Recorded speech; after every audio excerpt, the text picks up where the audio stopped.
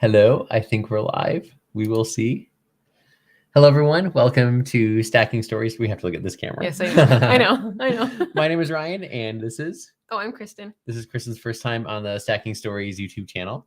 And today we are going to be building Rivendell, the set of sets, the dream of dreams. Yes. Something like that. Yes. So let's see. We have the directions here. Somewhere in here. So we have... which one's which? I'm not sure. I think it's by the leaves. 1, 2, 3, maybe. That's kind of clever. Leaf 1. Yeah, I think you're right because you're supposed to build. Yeah, I know you're supposed to build the tower first. So. Oh, stickers. Yeah. Stickers. Okay, I was Honestly, wrong about. Not. I know some people are up in arms that the set comes with stickers being such an expensive step, but it's really not too bad. Like the amount of stickers you would get compared to, like the Lego big, huge Hogwarts castle. Did that have a lot of stickers? It has something like, I don't know, 30 something stickers. You talking about the half scale or the quarter whatever scale one? No. So I need to figure out how to get my this as well. Okay, listen, this is up to you. What? You get the bags out. Oh dear. Oh my goodness. Okay. Hey, we have a comment. First one ever on a live. Hey Shy, how are you doing? Fine. I don't think we ever communicated before, but I love your videos. They're great. Okay. I am gone. I sorted these out already. So 1. Just 1? And I think number 2 as well. Oh. Let's see. 1 and... That number 2 is small. Yeah, 1 and 2 as well. Yep. There's only 1 of each, right? Yeah. And it's Nate. Hey, Nate. Hey. Thanks for tuning in. That's a monster. We actually have 2 people tuned in. That's super cool. Yeah. So, yeah. Let us know. This is our first time going live in a while, so let us know if it looks okay, sounds okay, lagging okay. So, yes, Shai, you're absolutely the first person to ever tune into one of our live streams. We are super honored. Well, because this is our first one. First one ever. First Yeah. one ever. Yeah. Absolutely. So we're excited. I'm assuming it's okay that I'm opening this. Oh, yeah. Yeah. So, Okay. yes. Oh, this is what we need to start with. I think this is what they call the, if it focuses okay, the dual molded pieces. So when they first did Lord of the Rings sets like 10 years ago, the hobbits just had the normal brown feet. Yeah. So like the pants. And they've actually gone and there we go. Dual molded the bottom so that they have hobbit feet in the trousers. That's neat. So I want to move this over here. Yeah. So, yay! Everything looks and sounds good. Awesome. Let us know if anything lags or is weird. So, There's Kristen. So here's something kind of fun. I grew up doing Lego. Kristen did not. No. I think I had 1 Lego set growing up, but I cannot remember the name of it. And I don't know how to find what Lego set it was. So, I don't know. Well, the interesting thing though, so I grew up doing Lego. I've been into Lego since I got my first set in '93, but I didn't really get into Lego hardcore till '97. And I would just dump out the pieces and just, in a big mess and just, go through and build. And, I got back into Lego 3 or 4 years ago after my very long dark age. 2020, yeah, because it was COVID year. The year that everyone got into something. Yes, I got back into Lego. And the funny thing is that, Kristen's like, you don't sort out your pieces ahead of time? Like, you don't organize by color? I'm like, no, people do that. And she's like, yes, and if we're going to do Lego, and I'm going to let you buy all these Lego sets, we're going to sort them out by color. I didn't say people do that. I just said I do that. You do that. So. And there are people who do. So now this is what we do. We sort out. I don't go as far as sorting out all the piece sizes. Okay, what? No. Oh, it's the ring. The ring. I remember the first time. There we go. Little ring. Nice. They look a little bit like. Ooh, you get extra ones. Yeah. So there you get 3. So I remember the first time I ever heard the term knolling. This is from Joanna from High Tea Toys. And I don't think she does it anymore. But in her first few videos, she would kind of do this thing where like she sorted out all the pieces like not only by color, but would organize like them type all. and size. Like want to make like a huge grid. Yeah. So like out of all the pieces, which looks very satisfying. Like this, basically, you know. Yeah. I mean, much prettier than I'm doing right now. Well, kind of like how they have in the back, right? Like they kind of except really cool closer design. together. Yeah. Which it looks really cool and satisfying, but takes way more time than I would want to if I'm just going to build something. Well, and I don't think Joanna does that anymore because it is crazy. Time consuming. So I'm going to start if that's okay. Okay, I'll just keep sorting. You can let me know whenever you wanna turn. Okay. So Kristen and I, we have the nice thing about doing sets together is there are certain types of what do you call it? I guess parts of builds that we enjoy separately. Oh yeah. I love the structure aspect. I love roofs. He loves roofs. I love roofs. Is it roofs or roofs? Pick one. Roofs. Okay. Roofs. Depending on what part of the world you're from. Oh, apparently the Instagrammers do knowing. Oh, cool. A lot. Nice. Very cool. It is very satisfying to watch. In fast motion. In fast, yeah. Not in real time. That'd be. Although I don't know, maybe some of them do it in slow motion. Maybe. The ones I've seen, it's a time lapse. Yeah, time lapse. That's what I meant. But so, anyways, I like doing roofs, which is great for this set because there's a lot of tiles and kind of walls, things like that. And Kristen likes doing the minute detail. I like furniture and little kitschy stuff, like miniature toys or I'm not so I love the Christmas sets, but the one like I don't know, set dressing thing that I don't really like and I've had to do several times in Christmas sets of Christmas trees. I don't like building Christmas trees. Yeah. Well, and you just did nice. Here we go. Frodo. Come on, you can do it. Autofocus. You can do it. There we go. Kind of. You gotta do the hand behind the. I know, right? Yeah, let's give him a ring to hold. Well, you just did the Winnie the Pooh set, which had one very, very, very big tree. That's a different kind of tree. I'm talking about. More so. It's the way the Christmas trees are put together. It's just like kind of monotonous. I'm like, okay, I'm gonna do more of these. Well, I think the first time we did it was in the Goblet of Fire set. There you go. Okay, so there has been some debate online on if this is the moment that Frodo recoils from Bilbo going, or if this is Frodo, after the flight to the Ford when he's kind of like entering, used to be a wraith like them, type of thing. So, what do you think? What's this face? Which of the two? Let me see. Let me look at it. I want to see. Okay. I want to see it up close. Am I up close? You're up close. I would say it's the turning into a wraith because his eyes are super light, like ice blue. Yeah. And that's what when he the shot of when he's on the horse. Right. That is one of Elijah Wood's most bright blue eyes. Big blue. That and the scene in Return of the King, of course. You which know. You do. Fun fact. So as anyone who's watching this now or down the road will learn, Chris and I love films, love filmmaking, and love filmmaking facts. So we'll probably spew out a lot of that during this. Or make random quotes about stuff that no one's But the people have heard of. Cool thing. So a lot of people think in Return of the King, when Frodo, is in not Mount Doom yet, but in Mordor, and you have that shot of him, his eyes are just bright blue against that dark red landscape. That the filmmakers did like a color correction to make his eyes brighter, and they actually didn't. That was Elijah Wood's actual bright blue eyes. So is he supposed to have a cape on? I totally I didn't even look at. We failed step one. He has a cape. So does anyone else do this? Like the very first page where it always tells you the people, like what to do with the people. I tend to just forget to look at those directions. I'll just put them together, and then half the time I've forgotten something that is supposed to be part of them, and I'll have to take them apart and do it again, this. I don't think I've done that, but I'm sure I have. I forget to look at the people instructions all the time.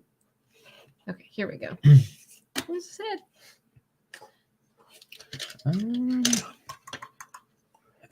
Let's see. I have to keep remembering there's a camera that I'm supposed to be like focusing everything towards, not be like over here. There, he's got his cape. There, Cape Frodo. Here we go. Look, it's the blue. Is that Gandalf's? Gandalf doesn't really have a. Well, I think that might be Sam's. I can't figure out which way to put There's a gray one. The gray one has to be Gandalf's, probably. Yeah. Oh, I bet the blue one's Boromir's. Oh, okay. And then there we go with this cape. Light brown, light green, dark brown. Oh, that's a lot of capes. Probably Aragorn. Legolas, maybe. Maybe are these other. These ones are short because this one's long. So these must be hobbits. We do have like the pictures of the box. We can just pull up to see. Think about that. That's more fun to guess. That must be based on the size. These must be the other 3 hobbits. I'm guessing. The other thing that Kristen's taught me. So you have, in these instruction booklets, you'll have the part in the corner that says the pieces that you need. Mm-hmm. I ignore that. I just jump and see, okay, this is what you did in the 90s. You didn't have this fancy little bit that says, okay, you need it didn't have 2 of these. No, 3 of these, 4 of these. You just looked and you saw, okay, this is what looks different from the last one. Oh. So that's what I do. I still jump in and I'm like, okay, I need this piece here and this piece here. And then and I look at this part and I go, okay, let me find that piece, and then I go find this, and I have them all, and then I do build them. So inevitably, I'll make mistakes because I don't look. I just see what all the pieces. I just that looks about right. So yeah, that's just me and my foolishness, as it were. I feel like I'm already doing something wrong. No, I'm not. It's fine. Good. Shy says there were more building errors back then. There were a lot more building errors back then for sure. And the other thing they didn't have either is, so you've got the red outline around the pieces to show which are the new ones. And now, granted, not every modern set does that, but a lot of the big ones do, like the ones with a lot of pieces. Yeah. And I also got this cool little character that shows you your progress. That goes along the line. As of last year, I believe. The first set I remember seeing that had that was some of the Harry Potter sets from last year. I want to say the hospital. Harry Potter, was the first set I remember seeing that in. Yeah, I don't look for it in all of them. I just notice it sometimes. It's relatively new in the last year or so, I believe. Okay. I'll do a couple more pieces and then your turn. Oh, okay. I don't want you just to sit here. Are you sure you haven't missed any? No.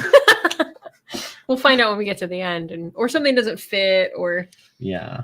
I did that with I was building the Shrieking Shack from the Harry Potter line, and I was on the base, and like there's a little like white like icicle and snowy looking decorative pieces that go random places, and I, built the base, and I was really annoyed because it was one of those like little like, I don't know what to call them. They're kind of a little spiky, but they hang down. Mm-hmm. I don't know the name. Spiky icicle pieces. Sure. That's what. Sure. I feel like that's what they were. Unlike a lot of Lego pieces, like in this Rivendell set, you have the chairs of the council made out of sausage pieces and popsicle sticks. I really think the piece you're talking about is designed to be an icicle. Like, yeah, I think that was it is. Design. It is. It isn't. Yeah. Anyways, but it's like a single flat, like one of these, but with a little part that hangs down. And I'd stuck it where I thought it went on the base, like on the base plate. But because of where it was, my whole set, the base plate didn't sit flat, and I was like, this is really weird. Why is my is it like something else has got to come along and like fix this and make it level? No. It just was, I'm like, this is so weird. Like that set, that actually is the reason I started off frustrated with that set, was because of that. Yeah. And of course, turned out I was just made a mistake. I picked the wrong white piece. Well, everyone makes the wrong little white decorative piece. At least that's a smaller set, and not one that's like, okay, I built this 4,000 piece set, and I've got these couple extra pieces. Who knows? Here, okay, you can have a turn now. Oh, where are you? I just finished 19. So. Oh yeah. Oh, okay. I can't see the directions. So, but yeah, I remember back in the day when, one of my big sets that I had growing up in 97. Actually, my first big set was Fort Lego Rado. And I just remember, dumping out 700 brown pieces effectively and just, getting one of those like party tray organizers where you put carrots in here and celery in here and chips in here and dips in here. And I borrowed that from my mom and I sorted out the pieces in that thing because they didn't have these nice, clever bag one. You put this here, bag two, you do this. You dumped it all out and you had at it. Yeah. So Rich is here. Hey, Rich. Oh, hey. Good to see you. It is fun. Thank you. Shy, yes. Favorite Lego set. Fort Lego Rado. Absolutely. Is that the one we tried to put together? No. Digging through your bins of dusty. The story is when we first, I don't even know if we were married yet. Maybe when we first started dating, we pulled out my old Lego bins and I had all of my old sets just in pieces in there. And I wanted to start putting the sets together again in the order. They were just all mixed up. Effectively, the order that I really did it growing up for the most part. So the first set I ever bought growing up was in 97. I had gotten a few sets before that, as early as 93. But I bought the Sheriff's Lockup set from that same line, the Western line.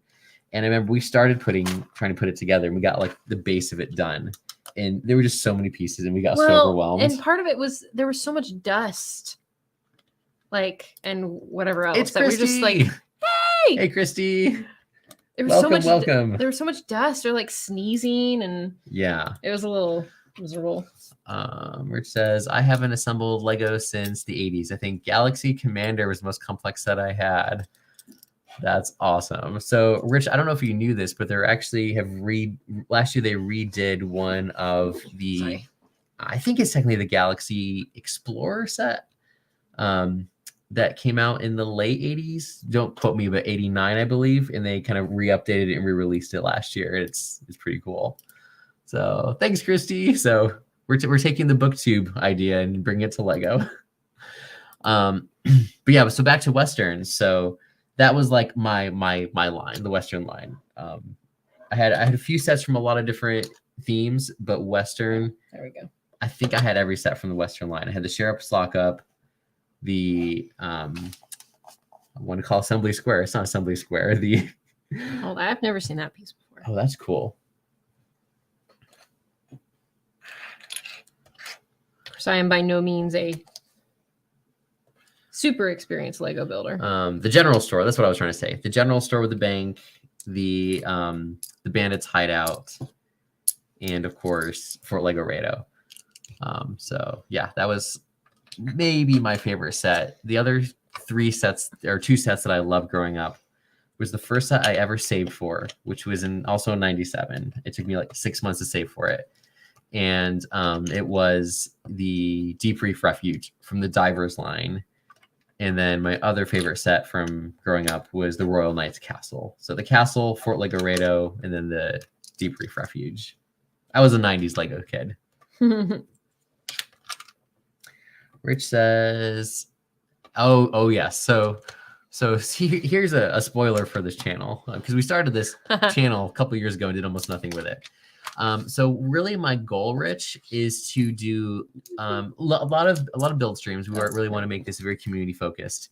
But then also I want to do very cinematic Lego reviews, because my background, as you know, Rich, is in photography and cinematography. So really kind of have some underlaying, music, sound effects, things like that. Put the camera on a slider, get some sort of probe lens, get some sort of like conveyor rotating thing, and just really kind of have a cinematic exploration of Lego sets as a review. So I am working on my first few right now. None of those videos have come out yet, but yeah, one of the reasons why we jumped on the Rivendell set so quickly is because one, it's Lord of the Rings, which we absolutely love, and two, for this exact potential. So just gotta get one of those little. Oh, apparently it's Christy's birthday. Happy birthday, Christy! Oh, happy birthday! I'm sorry we missed it. Wait, I missed it. Did I? I feel like I knew that somehow. Probably from a Discord somewhere. I think I saw that.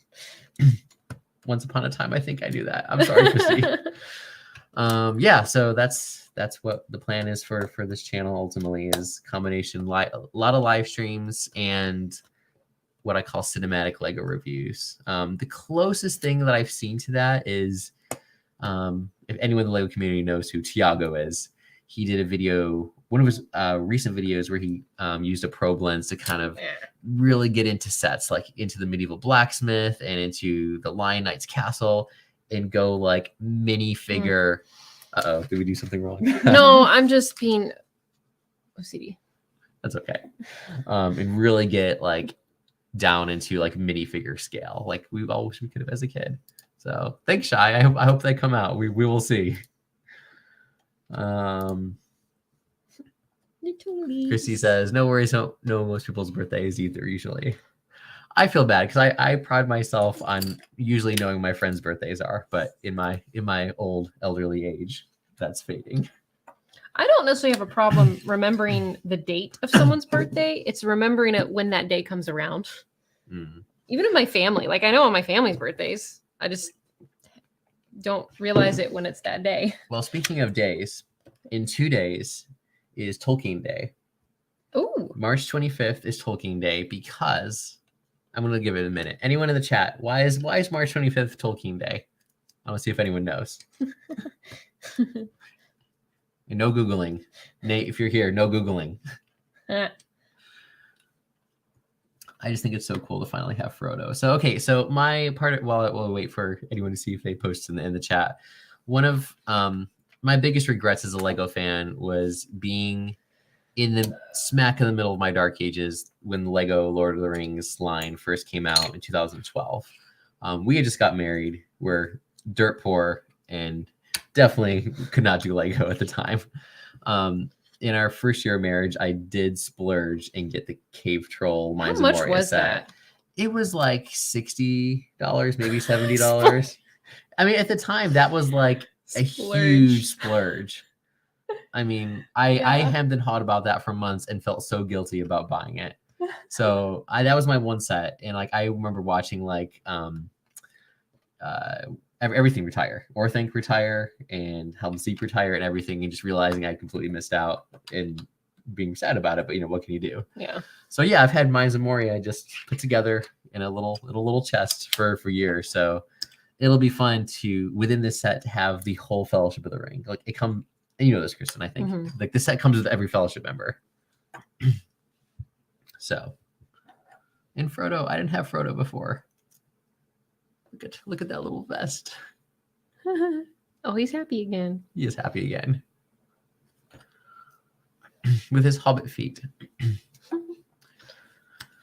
I always forget how long the lag is between what we're saying and what people see, because I want to give another couple seconds for the Tolkien Day trivia. I will say this. And I don't know the answer to this. Okay. So I do recommend, if you're into reading Lord of the Rings or audiobooks or any combination thereof, last year on March 25th on Amazon, they had basically a huge sale on the Andy Serkis, who played Gollum in Lord of the Rings and the Hobbit. He narrated Lord of the Rings and the Hobbit a few years ago for the audiobook. And they had them on sale for something like $5 or $10 a piece. And they normally go for much more than that. So I don't know if they're doing that again this year, and it was a one-day only thing last year. But having listened to most of Andy Serkis's version of reading Lord of the Rings and doing all the voices, it's fantastic. So keep an eye on that. I think we're almost done with the first 2 bags. That was fast. I know. It was too fast. So, okay. I was going to say March 25th is Tolkien Day because if you haven't read Lord of the Rings, skip to the next 10 seconds. Because March 25th is the day the ring was destroyed. So that is why March 25th in the Tolkien community is known as Tolkien Day. Of course, the other big day in Tolkien lore is, now I'm going to butcher it. I think it's September 22nd. What, the birthday? Yeah, is that the date? I think so. Bilbo's birthday, Frodo's birthday, the day Frodo sets out from the Shire. Yeah, I think so. Oh, So, is this living up to your expectations, Kristen? You got to build this little staircase leading up to presumably the tower. Honestly, when it's like the base of something, usually I'm not all excited about the base because like it just doesn't look like much. I love bases. I love bases and walls and roofs. We've established that. Yes. I get more excited when like you can start to see like the architecture of the inside form. And I'm not, because like right now, I don't, other than I realize those were stairs, but other than that, I'm like, I don't know what I'm building other than a building. Said, it's so cool that we even know the date the ring was destroyed, just a testament to Tolkien's world building. Yeah. And I mean, it's so fantastic that in the Return of the King appendices, you have literally like every single date of the journey from when Frodo sets out on September 22nd to when the ring was destroyed. Spoiler. Like how long they camp out at Rivendell or Lothlorien or anything like that. So just missed my birthday for 2 days. Oh man, Rich, you could have been shared a birthday with Frodo and Bilbo. Nice. Well, while you're finishing that up, I'm gonna show off the stickers real quick. So the stickers we get, I feel like I'm always putting this the wrong way. There we go. So we get the mural of Elendil and Sauron, and you get, I'm guessing, the forging of the Rings of Power, and I want to say this might be Numenor, and you get the Grey Haven boats, and then some cool maps, which is ridiculously cool. Like a map of Middle Earth. And then you also get some sort of elven banner. And I believe this is the cover of the Red Book, which is ironic because it's brown. The what? The Red Book of Westmark, the book that Bilbo writes. And then you have the Mithril coat, and that'll go on like a white tile piece. So, yes, agreed. Wow. That's pretty cool. Yeah, and not too many stickers for a Lego set, which is cool. So the set comes with, and I'm sure make me do all the stickers. I've actually gotten okay with stickers because I'm gonna grab my prop. Wait, don't you need here? Got one right here. Oh, well, I show off your collection. This is part of the collection. That little. So I've started putting brick separators to get in sets in a jar, and this isn't all of them. This is just the only jar I had. So I think every set over 1,000 pieces now automatically comes with a brick separator. And a trick that I learned was that basically if you put the sticker on like this part of the brick separator, it's really easy to, effectively, say this was a piece that needed a sticker, align it right where you want it and stick it on instead of getting, for me, like pudgy little fingers on it and have to try to maneuver it around. And it's frustrating. I think the first probably 6 months of getting back into Lego, I made Kristen do all my stickers for me. Yeah. And then I manned up and learned how to do it myself. Okay, should we do a few more? Sure. 3 and 4.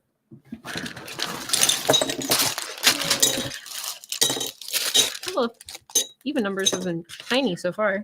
Let's get this out of the way.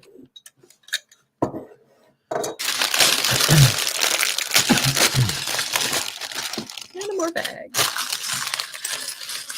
Don't forget his cape this time. Oh yeah. Well, how about you put people together? I can do that. Okay. Because I need to get my fingers on these cool archways. Hey. What? You want me to wait for you to sort first? Guess not. It's mostly gray anyways. Let's ask our studio audience. What? Should I be patient and wait for Kristen to sort out all the pieces before I get my grubby little fingers on it? I mean...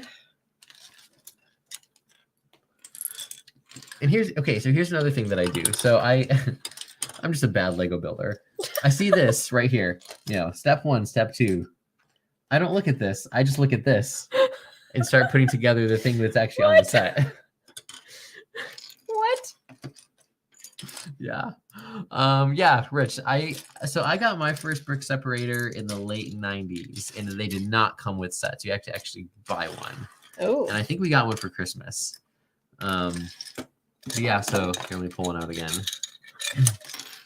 So it's cool because you have this little bit here where you can use it as a lever to yank sets of pieces apart. You got the little poker piece for Technic.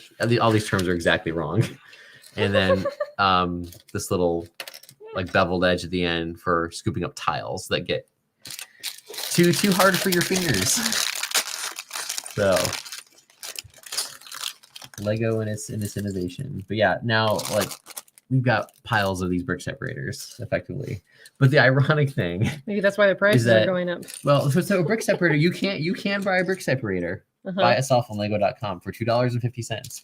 It is always out of stock. What? Always out of stock. Because they keep putting them in their sets. Right?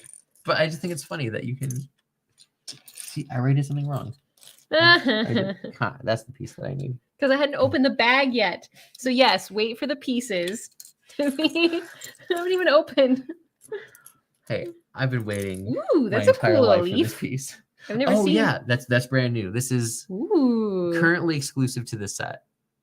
This is the first set to come with this fern type piece. It was really designed specifically for this. I'm sure we'll see it reused in other sets, but effectively, this is a unique piece. Do you want to do this, Kristen? It's floor tiling. Yeah. Okay. Well, I don't think I have those pieces yet. No, because I haven't opened the bag. And here is Samwise Gamgee's frying pan. Oh, come on. Stop focusing on my hand. There. You can see my beat up hand. No. There we go. Where is it? Come on. Okay. It's a frying pan. Just trust me. No, it's nothing. Never mind. Something else popped in my head. Yes, Chrissy just started rereading Fellowship. We should do a collab sometime soon. Yes, I'm 100% in agreement. So you probably know this, Chrissy, but I'm trying to reread Lord of the Rings once a year. So yes, collab. Let me know. For the Lego only fans in this chat, this video, this is not our first YouTube channel. We have we've had for about 4 or 5 years now. What they call a BookTube channel, where people talk about books. So we've been doing that for quite some time. So every year on that channel, for the last couple of years, I host a Lord of the Rings read along. So yeah, books and Legos are my two hobbies. And movies. Yeah, and movies. And board games. Okay, I think I have the pieces I need now. So anyway. I'm out you. No, don't out me. I'm too distracted. I'm not a very distractible person, but not right now. I will say, I remember I was trying to build some Lego set once. It was recently, and I forget what I was doing. I think I was actually trying to talk to someone. Maybe it was you. I don't know. Mm-hmm. And I kept making mistakes. I was like, I can't do this while I'm talking. Yeah. This tiling. If I'm silent for a minute, is because this tiling it involves concentration. Mathematics, as it were. Data. If anyone knows what that quote's from, let us know in the comments. Data. Lots of great hobbies.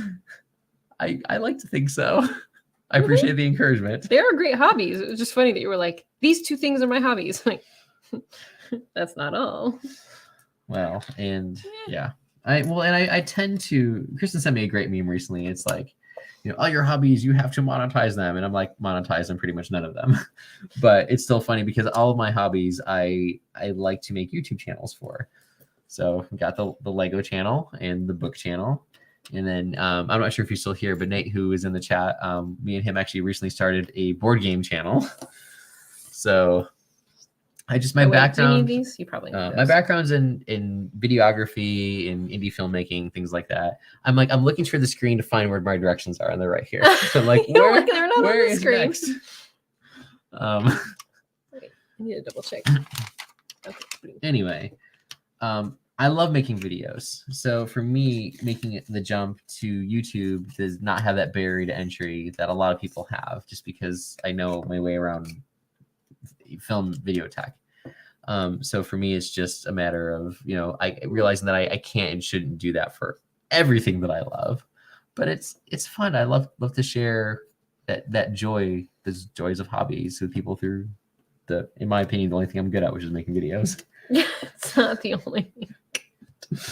That's what I feel like most days, though. I know. There are a lot of great pieces here. Yeah.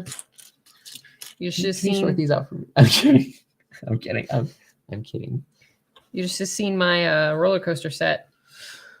So the first big set I convinced Kristen to get was the. Well, I thought you got it for me for like birthday present or something. Yeah, but I think I bought it. No, but I convinced you that we should get it. Oh, okay. I mean, ultimately, one way or another, you had to get my permission to get me a present. It's both of our funds, so I convinced you that this was a good idea. Then it was for your birthday because. Yes. Here's Sam. Come on, Lucas. There he is. A little bit lower. Oh. There we go. Sam. Nice. Where's Frodo? There you go. Kristen loves roller coasters, and I'm not a fan. So I convinced her that yes, you should have a Lego roller coaster set that actually works. So this was not the big loop coaster one they came out with a few years ago or last year. This is the old one. Rich says, I don't think really monetize any of my hobbies. I think that is part of what keeps them fun. More power to you if you can pull it off. Well, and I will say, Rich, the photography I see you do on Instagram is excellent. So you definitely do well with that. Yeah, it's interesting. It's an interesting kind of game. I hate to use that term, but in a way it is, because part of the desire to monetize a hobby so that I can get to the point where I can theoretically do something like this for a living and then have more time to do what I want to do. That hasn't happened yet, of course. So it's just more time, which has been very frustrating a lot of times, but at the same time I just keep trying, and the community aspect is what helps make it good for sure. I mean, if I hadn't done this channel, the booktube channel, I wouldn't have met a lot of you guys. I don't know why Chrissy's laughing at me. Which that is so true. What is it? I know it does make it more stressful. Money makes everything stressful. Yeah, I've kind of taken the some of the pressure off the Seeking Stories thing by really just trying to have fun with it recently. Seeking Stories is our booktube channel. The Lego one is interesting. I've really started to focus on that more because all of a sudden my videos have started to take off in the last 6 weeks. So I am almost halfway to monetization for watch time, which I don't remember. Is pretty good. Like so over last 6 weeks. So I appreciate it, Shai. And you and your videos are definitely one of the reasons why, I do keep going with these things. People like you who have made it work. So, well, and for this kind of stuff, it helps us. Like, we already build Legos. Oh yeah. And talk about Legos. And, so it's like, just put on the camera. Yeah. It's easy. Well, and the reason why live streams are nice is there's no editing involved. That is true. Which complain. I actually really like editing, but... That is really funny. That's like one of your best skills and something you actually really enjoy. And yet that's the one thing you complain. It's the thing that takes the most time, though. Yeah. It really does. Oh, it's because you get tired. And grumpy. It takes a lot of time. I get tired and grumpy. Okay. Grump. I went and straightened up some of your tiling, by the way. Let's see. I'm very, I don't know what the right term is, but for lack of something better, OCD with yes. my straightness of Lego. Well, of anything. I like everything to be nice and straight. And so that's why, see, he's cooking. I'm sorry. Like all the little single pieces, I hate putting together because getting them centered with each other and straight is just a nightmare for me. Like there are people who don't care. So here's the trick. You do this. I've done that before. I just... Okay, your turn a little bit. You can do the ferns. Me? Oh, the ferns. So I did this piece right here. So what, you did the arch? Yeah, I did this arch right here. Okay, but you didn't do any of these other No, things. I did not. Okay, no. Okay. Yeah. Shai's right. I mean, the live streams do help for the watch time for sure too. So yeah, it's the Lego channel is interesting because I started it like January 1st, 2021. I had grand plans for it, and then I did a few videos, and then I don't know what happened. I just stopped. I guess I just really wasn't. I hadn't really figured out how to make a Lego video, because one thing I've learned doing YouTube is that you have to bring your own spin to it, but you also have to honor what the community expects, and it has to be kind of a marriage between those two things. And I hadn't figured out what the Lego community expected, and I was trying to just throw my own unique twist to it without kind of doing my due diligence and the research. So I kind of stopped doing Lego videos and then watched a lot of Lego videos for a long time. And then back in February, I said, okay, I think I can start this again. And I think, taking that time to honor the community, see what they expect, what they want, but then learn how to, add my twist to it is really kind of helped all of a sudden the channel. When I say explode, I mean for me. The channel has not exploded in the grand scheme of YouTube or YouTube success by any means. But for me, it's the first time I've had a channel that has really started to grow and be successful to my standards, to the point where I probably can get monetized by the summer. So for me, it's been very encouraging. So Rich said, I think some of it is my desire for variety. I take breaks from hobbies and come back to them. That is hard to do with a job. Yeah, there's need for consistency. Sometimes you just feel like, yeah, I get that 100%, Rich, for sure. I haven't seen a long brick one. Yeah, those are kind of rare. Yeah, Rich hit the nail on the head for sure. In order to monetize a hobby, you have to be committed to doing it for the long term, even when you don't want to do it, to the point where it doesn't even feel like a hobby anymore.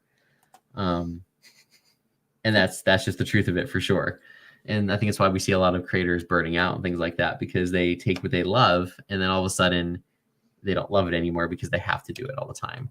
Thankfully the Lego channel is so new that I haven't reached that point, and I hope that I don't. And part of it is the community aspect. I've noticed that just watching what other creators say, anyone can get burnt out for sure, but the people who have a community tend to get burnt out less and less often. So that's why I'm excited to, that I'm starting to find a little Lego community too, just like the BookTube community. But no more YouTube channels. Yeah, sure. For now, except for the ones that already started. Right, you want to take a turn again? So sure. I did that. Okay, I'll turn the page. Oh. Okay, so I'm going to ask a question that I'll let you answer first, and anyone who wants to answer in the chat can. What is not your favorite Lego set, but the most fun set you've ever built? Oh, I know. Like, what just brought you the most joy? Whether it was like, the environment you were in doing it, or it was the build process was just so good and so much fun. And we read Christy's comment. Yeah, go for it. I do have an answer. To be honest, monetizing my channel doesn't even make 1/10 of what I make for the library. 90% of the benefits have been social, like beating YouTube and Rich everybody. Yep, I totally get that Christy for sure. Yeah, and I mean, I'm at the point now with the Lego channel that even if it does get monetized, it'll be pennies a day probably. So, but for me, I think it's just the validation of half a decade on YouTube, finally something working out. That like I feel like I question my own sanity a lot of times, thinking like, can I even make videos? What's going on? And they are the videos that you tend to come away the most like happy from. Which ones? Lego ones, like. Not that other videos you've made you aren't happy with how they turn out, but like I think the Lego ones kind of make you like feel the most happy when you make them. And this is why I think I don't think it's necessarily Lego itself that does that. I think because having that kind of cinematography filmmaking background.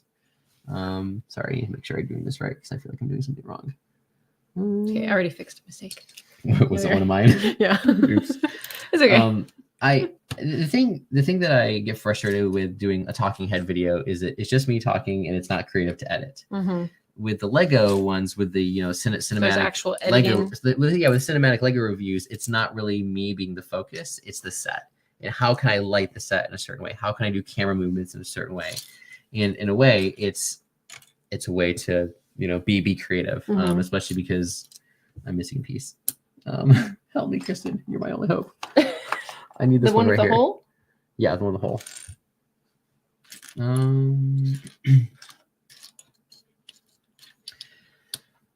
Because I've done quite a bit of indie filmmaking, and I've been in that world for a long time. But with Chris and I, we both have young kids right now, and it's just not conducive to the filmmaking world where you are working nights and weekends all the time. Mm-hmm. So yeah, I've had to really take a step back from that, and it's been really hard.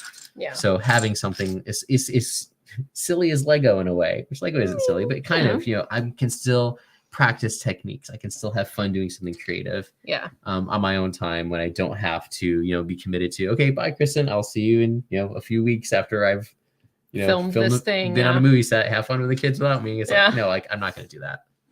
Ooh, we have an answer. So yeah, Lego filming is super fun. I very recently got into Lego and got Rivendell 2. Awesome. Building my own pace, loving it. LLTR is just dope. Agreed. 100%. I wish they bring back the theme on full scheme. Happy building. Thank you so much. Thank you for the kind words. And I'm so glad you got Rivendell. That's exciting. And yes, build at your own pace. Okay. So, Kristen, I haven't answered your first question. I need to rant. But we have, and oh, I missed Chai's. Yeah. His favorite. Ninjago City. And I'm not a Ninjago fan. That is epic. A little bit jealous, honestly, because Ninjago City retired before I got back into. No. You're thinking Ninjago City Gardens. Oh, yes, I am. So Ninjago City.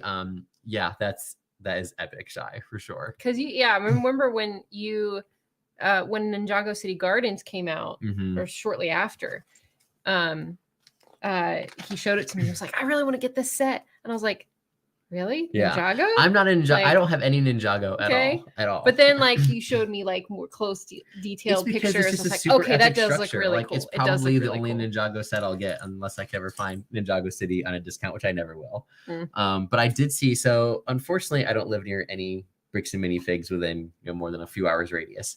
But I was in hour and a half. But I was in Salt Lake City a few years ago, and they have 3 bricks and minifigs within driving distance of each other.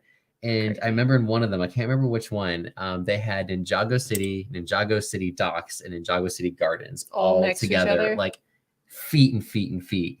Wow. Long. I'm like, this is the best, most epic thing ever. That's cool.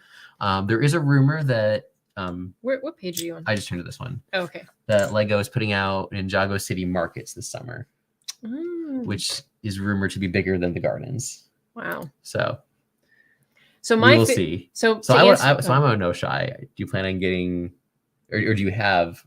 Not do you have? Because it's not out yet. Are you plan on getting the markets? I'm tired. It's late. Yeah. Well, to answer that question, favorite set to build. Okay, I'm gonna give a couple of honorable mentions. I really liked Hogsmeade.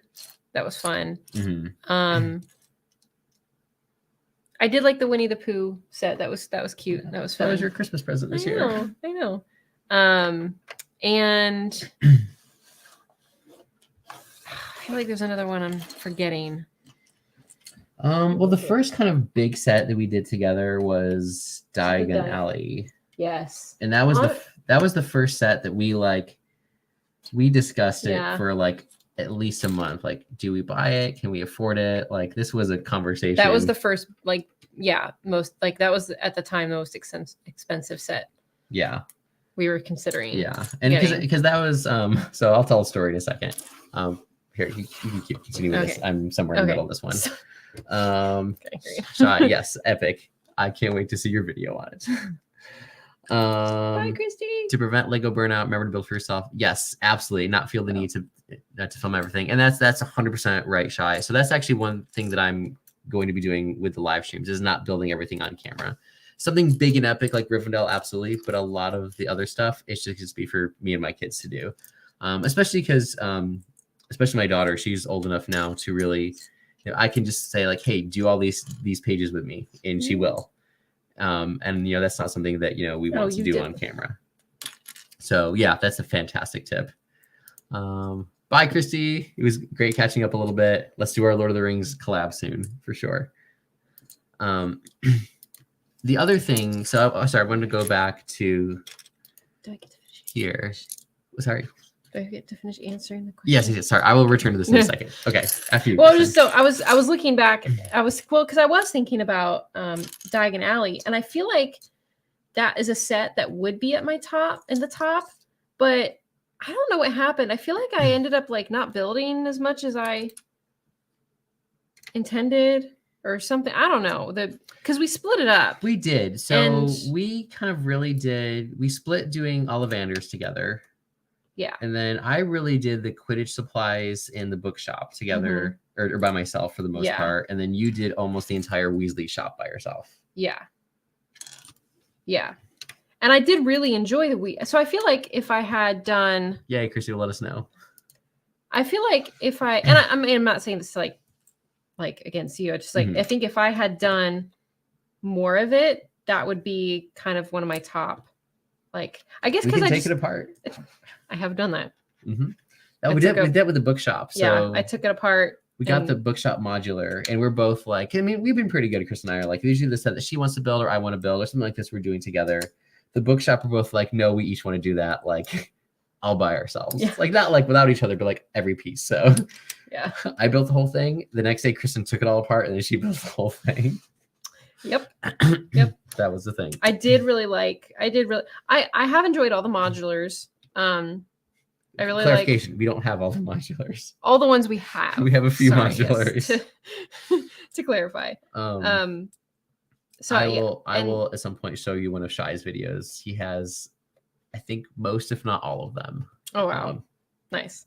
Yeah, I did enjoy pretty much all the modulars. Well, whatever I did, because I haven't put them all together. Yeah. But and what I did of Diagon Alley, and I feel like I would have enjoyed Diagon Alley as a whole if I'd done more of it or all of it. Right. But I think my favorite set is still the Friends.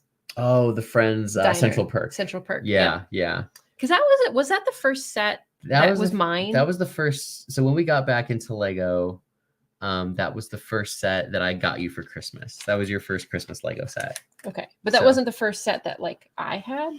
No, that was like the first set that was like, that either was given to you or that you just purchased with. Yeah. You know. So anything before that was something like kind of we had gotten, like all the Harry Potter stuff before that, and yeah. So yeah, the Friends Central Perk, I think is my favorite still. Yeah.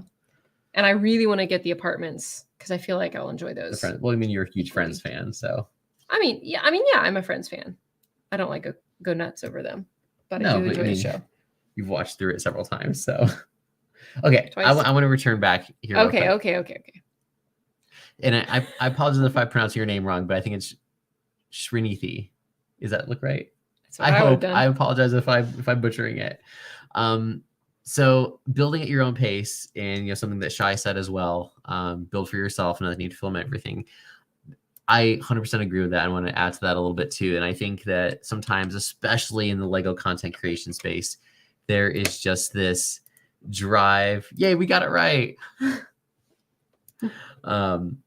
There's just this drive to build everything. You can go to the next one if you want. Drive to build everything as quickly as possible to make content for it. And I don't agree with that. I think that, especially if you're a full-time creator, a Lego creator, you have to. If you're someone that Lego sends sets to, you have to. There is that space. But I do think you get more enjoyment by just almost waiting in a way. Like for me, one of my problems, where I'm going with this. Yes, there's boundaries on these. There's something in life called delayed gratification, and I love that a little too much. For me, He's addicted to delayed gratification. For me, the idea of doing something is almost better than doing it itself. And I know it sounds absolutely nuts, and I'll give the example, and then you can all just But we know you're not the only one who's like this. From my channel because I'm nuts.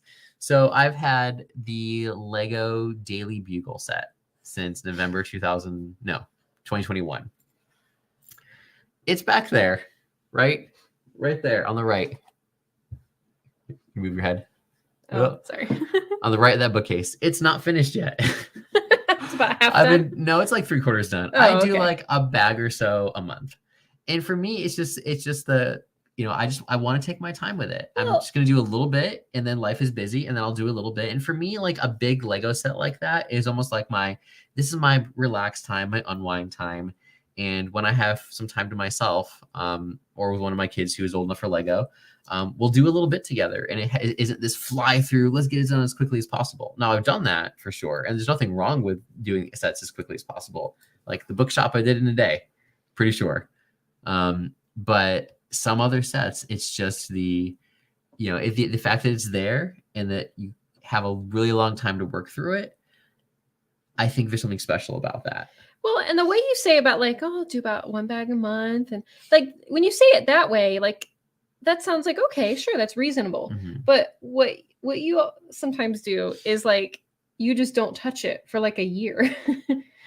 Okay. Well, the other problem is that there's also not a lot of because you don't just do it with Lego sets. You do it with other things. Like if you get something sweet for Christmas, like candy or chocolate or something, it sits in the cupboard for like 6 months, and then you're like, Oh, I have that. I didn't say my problem was exclusive to Lego. No, I'm just saying like it's one thing when you just kind of like to kind of stretch you're actively enjoying it but stretching it out. Right. But then there's the passive, I'm not touching it because I'm just thinking about how much fun it would be to do it, but I don't ever touch it. That again. Which that's hashtag I have problems. What you get. It's interesting. I'm glad you think so, Shy. I'm glad you think so. It's like a little like secret. Oh, secret thing. It's a secret door. I don't know if I put it on right. It doesn't work the way I would. Yes, self-control to the max. Sometimes to his own detriment. Yeah. More like sometimes I'm like, okay, this has been in the cupboard for a year. Are you going to eat it? Okay, we do have to clarify also that like I'm not the biggest fan of sweets. I know. There, another reason to unsubscribe from my channel. Oh. Okay, I think I built this correctly. You want to be my quality? Am I checking? You want to be my quality assurance? Yeah, looks right. But yeah, the other thing too is this, the space issue. Like I've had the micro scale Hogwarts for 2.5 years and I haven't opened it yet because I don't have anywhere to put it. I'm in the process of renovating my basement right now. And I will nowhere close to have a huge Lego City space, but I do have to have a tiny Lego City space. And once that is done, the area is done, and it's taken several years to get to this point already. Then I'll have some time or some space to build like the micro scale Hogwarts. So some of it really is just the practical nature of where in the world do I put this? Yeah. Wait, can't sing that. Can't sing that stuff. Copyright. I know. But yeah. So I guess here's a question. So wait. Are we building the same thing? Oops. Are we? Sorry. You go for it. I was figuring, he's on that page. I might as well get a head start on this page. I just did the facade right here. Okay. So the question I want to ask is for you. We think of a word for our studio audience, our Lego viewers. Yeah, but something more fun than that. Our builders, but that's not fun. Viewers. Well, we'll think of something or drop an idea in the chat. Anyway, for those of you watching, which Lego set has been in your backlog, if you have one, the longest? For me, it's the microscale Hogwarts. So I got that November 2020 and then realized I had nowhere to put it. Yeah. So we kind of just went kind of Harry Potter Lego crazy. And they were like, oh yeah, we have to have somewhere to put this stuff. I guess we should share that story too. So this actually goes back to our other channel, our book channel. And that at the time, and we still like to do this at some point, we were going to do like a chapter by chapter Harry Potter analysis. And I'm like, how do we make it not boring? So my thought was, you know what, Kristen, I know Harry Potter Lego is a thing. This is, before the Dark Ages ended, right before. I said, I'm just going to go online and see what Lego Harry Potter is out there. I'll get a couple sets, a couple figures, and I'll do some, what I now know are mocks. I didn't know that term. Yeah. And, we'll kind of do some little picturesque, maybe stop motion stuff with them. A day later, and several set purchases later, and telling Kristen that, this is gonna be a one-time thing. I'm only gonna buy Harry Potter Lego for this one project because I missed out on it as a kid. I didn't do Harry Potter as a kid. And that'll be it. And then literally right after that, they announced Diagon Alley, and I'm like, oh, Kristen, I know we just spent money on the Great Hall and the Clock Tower and the Astronomy Tower in Privet Drive, but I went back recently. I don't know what I was doing, and I saw those orders. Yeah. Those older ones, that's when we bought all that Harry Potter Lego. And I was like, that was a lot. August 2020. A lot of Legos. And so and then literally I can't see what those pieces are. Within a few days after that, they announced Diagon Alley, and I'm like, you gotta get Diagon Alley too. And I hemmed and hawed about it for a month, and because I did not know how the Lego website worked or anything like that. I saw it came out, and then I saw that it went out of stock, and I'm like, well, that was it. It sold out in a month. And I remember I was calling up Lego stores. I don't have a Lego store in my area. I was calling up Lego stores 4 hours away. Do you still have this? I'm willing to come and drive to get it. And we're like, do you ship it? And so we found one Lego store. It's like, yeah, we got one in stock. We can mail it to you. Yeah. And so we did. We called up a Lego store and ordered it through them, and they shipped it to us. So old school. And then realized that a set doesn't retire a month after it comes out of stock, and that first month means temporarily out of stock. Yeah. Like we were such noobs. It was so bad. Can't see. See, this is the kind of stuff that I like. All the where it's like almost like it's like a set out like little few pages where you set aside the main thing and you start building the little things. Like items. You like items, yeah, like item construction. Those are the things that furniture. Furniture. So I'm gonna look at this real quick. So yeah, so that is cool. A cool little hideout feature. Okay. Oh, that is nifty. So I think this is the base of the tower that leads to, Frodo's bedroom where Bilbo is writing the book, I believe. So I think this is the front section that faces out. We will see.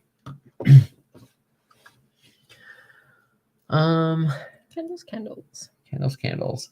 Right. So another question then is, which set do you think is going to come out next for Lego Lord of the Rings?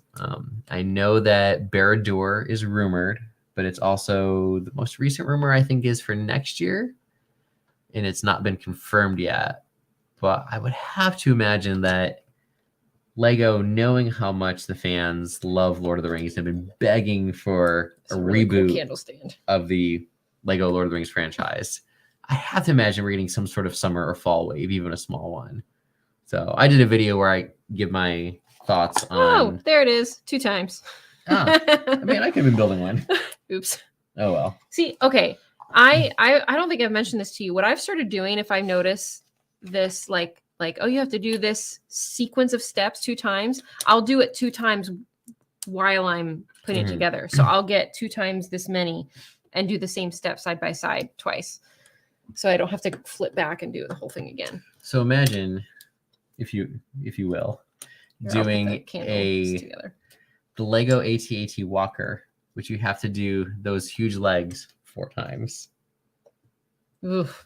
I mean, does that still sound like fun? I mean, possibly. I mean, I slogged through all of those white, whatchamacallit pieces for the roller coaster. Oh, all those pillars. All the pillars. Yeah, that was a lot of white pieces. Well, and I did. So even though the Daily Bugle isn't done yet, it comes with something like 330 something window pieces. I like the set, but that's tedious. Here's this part for you. Okay. Well, I'm just gonna stand first. Let's see. What are some of the tips you guys would provide for a new AFOL? Let's call it renewed hobby after years. That is a fantastic question. That was you. That was me. Yeah. So coming out of the dark ages, as they call it in the Lego community, I learned that very quick. That most everyone. There we go. Maybe not everyone, but a lot of people who are in the AFOLs from the community did join because we loved it as kids and came back years later. After, I think for me it was 17 years of not getting Lego. So okay, the biggest tip I would give is don't fall for FOMO or fear of missing out. Yeah, don't fall for FOMO or fear of missing out. The thing I've had to realize as someone who missed out on 17 years worth of sets is that I can't have everything. I will never have everything. I'll never be able to afford everything. Well, even if it was you were active while they were coming out, you wouldn't be able to. Oh yeah, even now, like every year I have to take a look and see what's retiring and what will I be really, really sad if I miss. And then there are some sets that I'll be really sad if I miss, but my budget just won't, can't handle it. Mm-hmm. So I think knowing from the beginning that you won't get everything that you want. I think the second thing on top of that is, sorry, I forgot where I was going with that. Oh, sorry. Yeah. You'll see most AFOLs talk about this, but have a budget and stick to it. So like for me and Kristen both, like we each, we have our bills we pay, the money we put into savings, all that. And then we each have our own little bit of spending money that we get per month, and we can each spend it on whatever we want. And I choose to spend mine mostly on Lego. So if I know that there's a set that I really want that's coming out, I will just save my spending money, so to speak, for months. And then when it gets to that point, even if it's an expensive set, I won't feel bad about buying it, because yes, it's expensive, but it's my own spending money, so to speak, that I've set aside for a time like that. I really don't do impulse buys for the most part. Usually I think about it for a long time, and Rivendell was the exception, the day one set, and I'll tell that story either today or some other time on the experience of buying this set, because there was a little bit of an almost debacle with that. But yeah, for the most part, I don't buy a set the day it comes out. I really wait until I see if it's something that, after several months or even a year or two, is something that I still really think that I want. Now, Lego Lord of the Rings will be the exception. I'll definitely, and I've already started saving for whatever sets may or may not come out. I don't know what price that's going to be, but I've started to put money aside for those, because I know that I will absolutely want those. So yeah, really not doing a lot of impulse buys, just making sure it's a set that you really want. And then the secret kind of tip, so to speak, is for me, with few exceptions, I'll only buy Lego.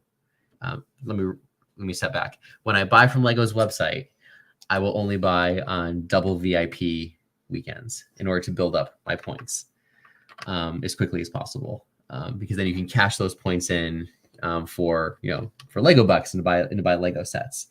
So a lot of times when a set comes out, I may want it right away, but one is the no impulse buy rule that I have.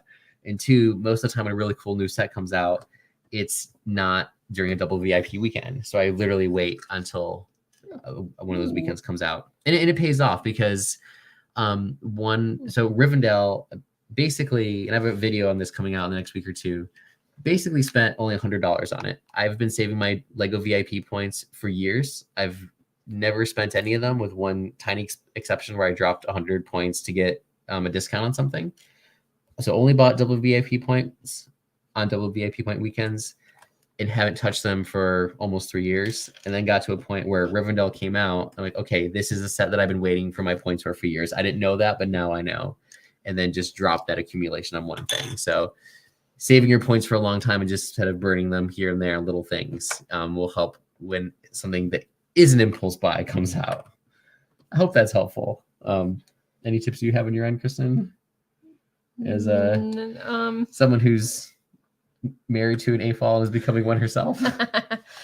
I don't know. And what have you enjoyed going into this hobby as someone who is not part of that community really before?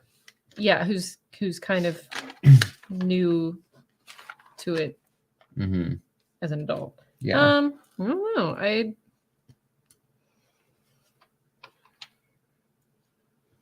don't know. I mean, all the stuff you said is good. I can't think of anything to add. Yeah, no. I hope that was helpful. Maybe. Maybe. Oh, sorry. I guess the other thing for me too is that I've decided, which themes I really want to get. And like for me, I started to get out of Lego a few years after Star Wars came out the first time back in '99. And so for me now, with a few exceptions, I don't buy a lot of. Here we Someone go. didn't get the instructions. I don't buy a lot of Star Wars just because I did that already. I've done that already. I mean, there's a lot of cool Star Wars sets, but that was what I had, growing up. So for me, I don't really feel the need to, even though Star Wars is very cool, to buy a lot of Star Wars sets, because kind of been there, done that. Just sounds so like meh, but in a way, yeah. It's the Lord of the Rings, which I didn't get through the first time. It's modulars, which wasn't the thing back then. For me, it's the big building sets. Yeah. Like Pirates of Barracuda Bay. I was in that weird kind of time for Lego. Pirates were already kind of almost done, and they haven't really come out with Pirates in years. So that was, I didn't have any pirate sets growing up. So snagging Pirates of Barracuda Bay a few years ago was huge for me, because it fulfilled a lifelong desire to have a pirate set. So I think it's probably a good place to Yeah. cut it for tonight. So do you want to show what we've done so far? Nice. This is the front. Inside view. Can't really see what I'm doing, but and through the hole. And then the little little secret thing in the back. Cool. Yeah. Okay, well, I think we'll cut it there. Thank you all so much for everyone who joined us tonight. It really means a lot. I know with a small channel like ours and no warning at all, I didn't expect anyone to show up. So thank you so much. Yeah, I think the plan is to do all of Rivendell live. So we've done 4 out of 49 bags. So we'll return back soon. We'll try to set some sort of notification at least a few hours ahead of time next time. But yeah, thank you all so much for watching, and until next time, happy building. Bye.